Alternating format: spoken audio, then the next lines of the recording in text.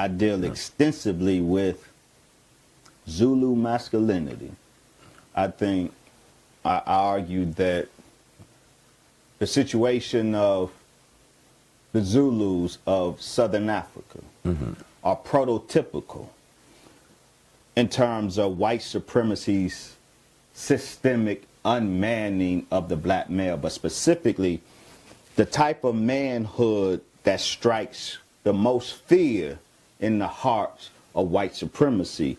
In the Zulu case, is prototypical because pre-colonial Zulu masculinity has its nearest parallel in America with the masculinity that the Most Honorable Elijah Muhammad produced in the FOI. I document how the British in particular systematically targeted pre-colonial Zulu masculinity. There was a very distinct masculinity. It was martial, they were tight militarily, but it was martial with morality. It was masculinity that was martial, meaning military, but anchored in integrity and social consciousness. It was a beautiful display of masculinity. It was not just a exquisite or exceptional use of spears that humiliated the Queen of England or the British during at the loss by the British Army's loss to the Zulu. It wasn't just the use of the exceptional use of spears. Zulu masculinity, they declared, white colonials declared that the Zulus were the #1 obstacle to white domination in Africa. And it's anchored in that very peculiar form of Zulu masculinity. And that Zulu masculinity, I must note, was anchored in a recognition of the black god Nkulunkulu. The Zulus today, post-colonial Zulus, have a very Christianized perspective of an Nkulunkulu. Let me see if I can wrap a little history around what Dr. Wesley is saying.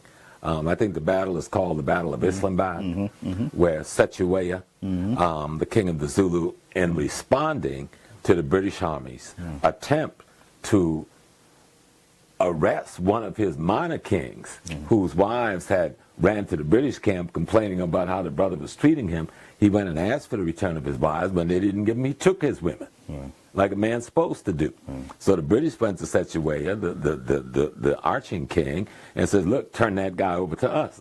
So that ain't happening. And so this was the biggest defeat the British Army had suffered in history at that point. And it was based on the defense of African manhood by the Zulu king. A peculiar, and that's my point, pre-colonial African manhood, very peculiar. That ain't what, that's not happening the now. Signature of the Zulu nation today. Right. And that's my point. It was a very pre-colonial Zulu masculinity was the thorn in the side of white objectives in all of Africa. And that's the reason, and that humiliation, that military humiliation was the last straw.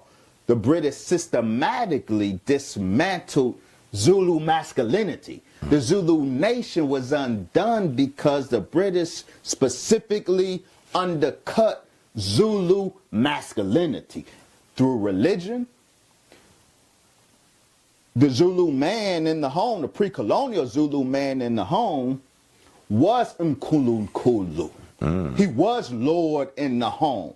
Pre-colonial Zulus were a patriarchal society.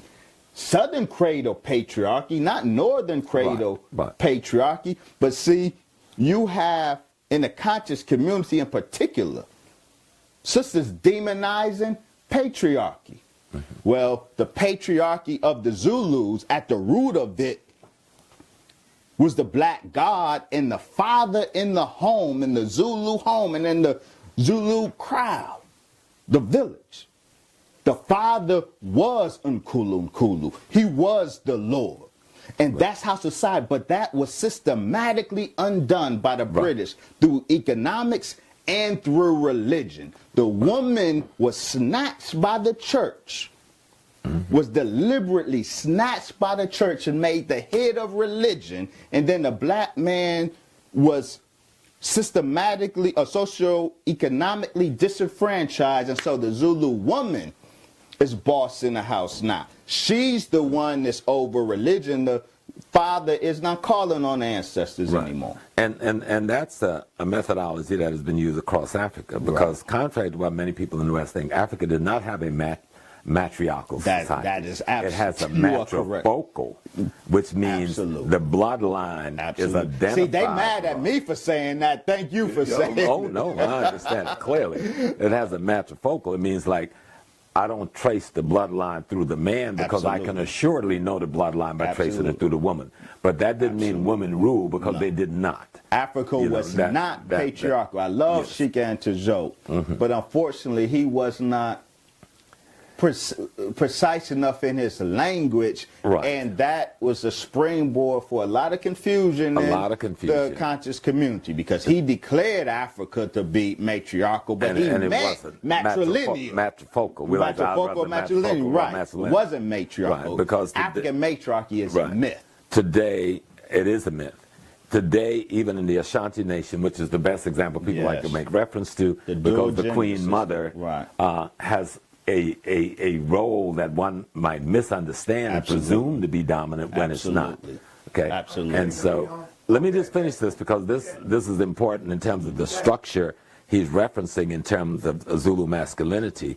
That same type of masculinity that the Zulus so profoundly express, you can see across the continent, and it's assaulted in the same way, using religion, psychology, and economics in order to attack the entire African continent. The global project of unmanning the black male, from one tip of Africa to the other, all the way to India, the Isles of the Pacific, and here in America. The systems are the same. Unguarding, like Baba said. Unguarding the black man. Let me come back to one more instance, because it becomes important, because at the time that the Zulu would inflict this defeat on the British, shortly before that, another major defeat, the biggest defeat in the history of Britain, takes place in the Sudan. And this is where Islam, see, I always talk about the black Islam and the white Islam. Yes, sir. Yes, sir. They try you know, we speak the same language. Mecca on that one, right? and we're talking about Muhammad Ahmed, okay? The Mufti of the Sudan, when he takes on General Gordon, and in one day destroyed 10,000 British soldiers. And the British just couldn't wrap their head around this thing.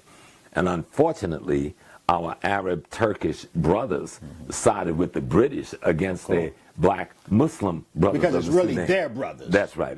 So white supremacy in Islam, the brotherhood of white supremacy in Islam. And so it was important that that defeat that they suffered in the Sudan triggered something, and then the defeat they would later suffer at the hands of the Zulu in South Africa triggered something. It triggered what you are describing, the methodology of assault against the black man. So I just wanted to put that little history there, that beautiful kind of foundation, what you're saying.